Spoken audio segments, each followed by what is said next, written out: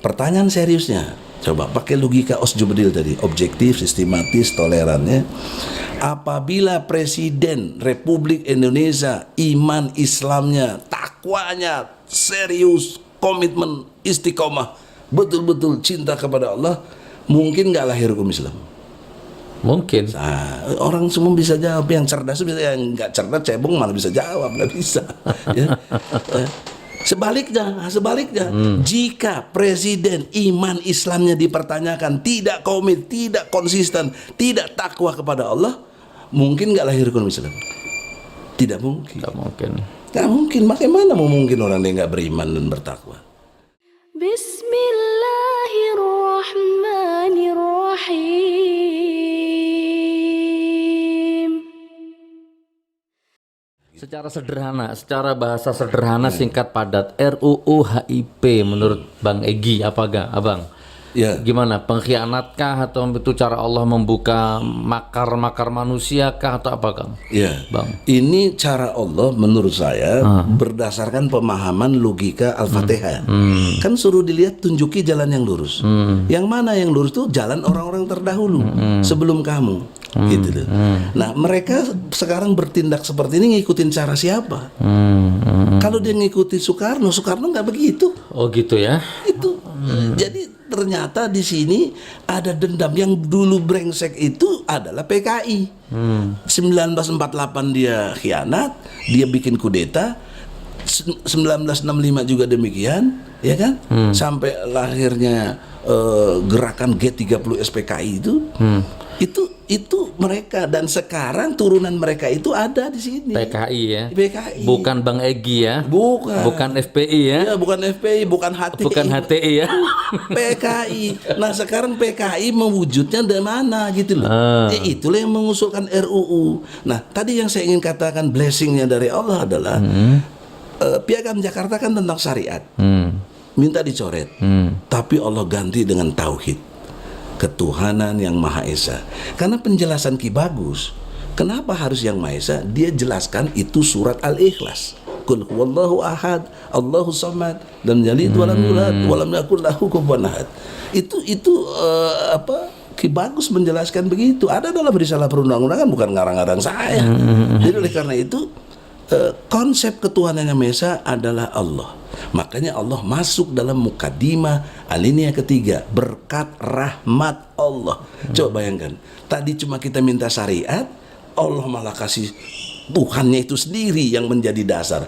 Dan saya sudah belajar tentang hukum tata negara ini, saya bandingkan seluruh negara di dunia ini, saya tidak melihat negara yang mendasari dirinya pada Tuhan kecuali Indonesia. Coba bayangkan, mana di dunia ini yang dasar negaranya Tuhan? Saya dengar sih belum saya lihat Israel katanya, ya, dengan mata satunya itu yang Yahudinya itu, ya. Saya tapi belum memastikan, tapi yang saya pastikan Indonesia. Nah, apa poin pentingnya? Allah inilah yang menjadi dasar negara, diwujudkan dalam sila pertama ketuhanan yang Maha Esa, dan di breakdown lagi dari undang-undangnya, di undang-undang poin-poin pasal undang-undang di Undang-Undang Dasar 45, yaitu pasal 29 ayat 1. Sangat jelas, negara Republik Indonesia berdasar kepada ketuhanan yang Maha Esa. Ayat 2-nya, negara menjamin. Coba bayangkan, negara menjamin warga negaranya untuk menjalankan syariat Islam. Jadi logikanya syariat Islam itu yang harusnya berlaku secara konstitusi Islam, yang harusnya berlaku. Ya, siapa yang memberlakukan, kan begitu? Dijawab di pasal 5 ayat 1 UUD 45 bahwa presiden memegang kekuasaan tertinggi dalam membentuk undang-undang dengan persetujuan Dewan Perwakilan Rakyat. Itu di amandemen, ya, pasal 5 itu tahun 2002 di amandemen. Sama siapa? Oleh DPR sama MPR itu diganti yang bisa merupakan MPR, ya. Jadi ini satu pengkhianatan menurut saya. Nah, di sini pengkhianatan sudah mulai terjadi karena presiden itu punya kewenangan penuh membentuk, membuat, dan menegakkan hukum bersama DPR. Tapi DPR fungsinya jadi pengawas, gitu loh. Ya, budgeting dan membuat undang-undang. Nah, poin pentingnya apa? walaupun di amandemen gini, Allah sangat maha kuasa. Akhirnya menjadi dapat 2 pasal, 3 malah. Satu di pasal 5 ayat 1 UUD 45. Ya, memang berubah, tidak begitu lagi bunyinya, tapi di situ kewenangan presiden saja. Kalau presiden mengajukan undang-undang, DPR yang menyetujui, itu saja. Kemudian pindah lagi ke pasal 20 dan 21 UUD 45. Itu diberi kewenangan penuh DPR yang menginisiasi undang-undang ini, gitu loh. Kalau mau buat undang-undang boleh DPR. Nah, poin pentingnya apa? Poin pentingnya presiden dan DPR lah yang membuat hukum dan menegakkan hukum di negeri kita ini. Baik. Kewenangan. Nah, pertanyaan seriusnya, coba pakai logika Osjubedil tadi, objektif, sistematis, tolerannya. Apabila Presiden Republik Indonesia iman Islamnya, takwanya serius, komitmen, istiqomah, betul-betul cinta kepada Allah, mungkin nggak lahir hukum Islam?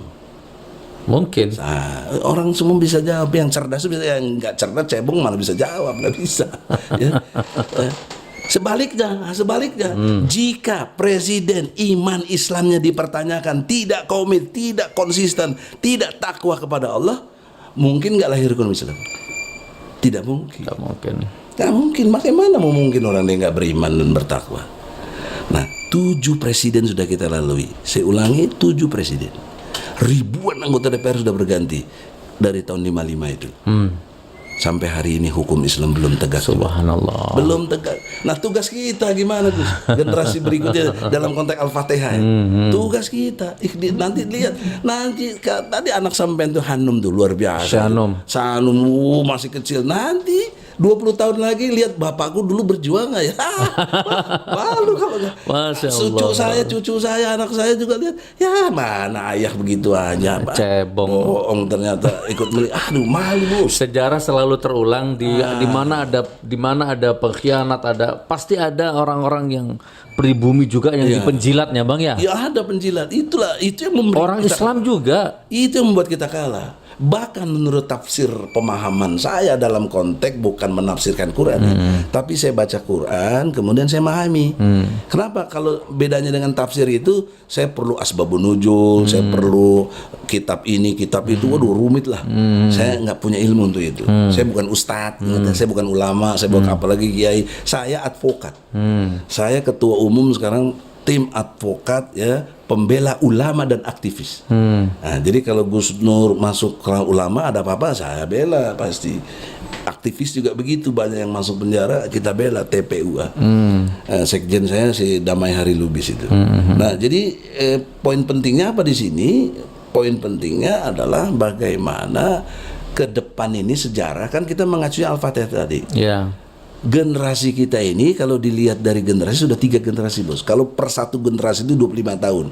Sekarang ini udah 75 tahun. Indonesia merdeka. Sebentar lagi, sebulan lagi nih, Agustus. 75 tahun.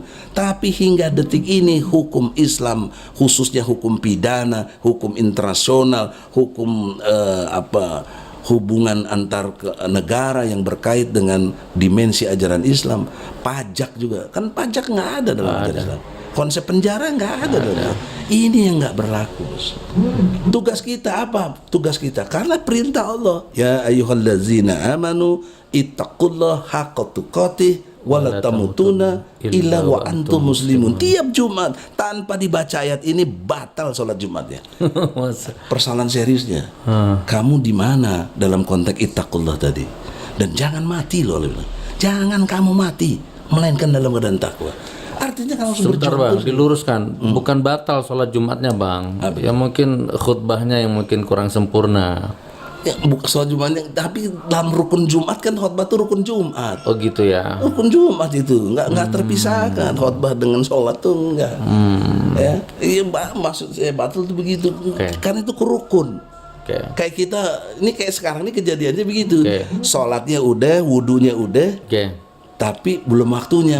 Masa sholat zuhur jam 10 ya nggak bisa. Nah itulah sekarang deh. Bang, ada terdengar sayup-sayup suara azan. Kita cut sebentar Kang ya. Oke, kita cut sebentar saudaraku. Ini ada azan berkumandang. Kita harus istirahat sejenak ya. Allahu Akbar. Assalamualaikum warahmatullahi wabarakatuh. Waalaikumsalam warahmatullahi wabarakatuh.